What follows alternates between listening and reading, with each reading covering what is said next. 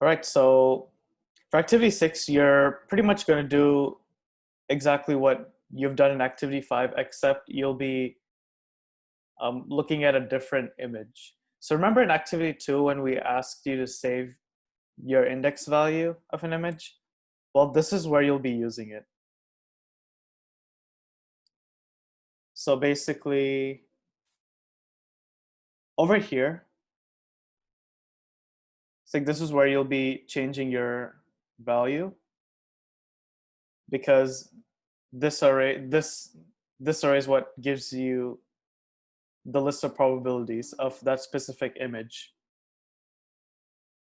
And the whole point of activity 6 is to show that an image from a different category would actually correspond to the position in the array that this returns, or that the function argmax returns.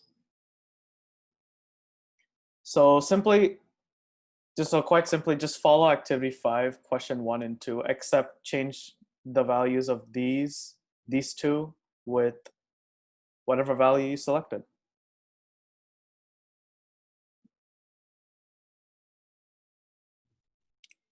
And once you're done with activity 6, you'll be taken to another progress update. So you can check whether your code is correct, or just in case you've got any errors, you can compare it with this code and see what you've done wrong.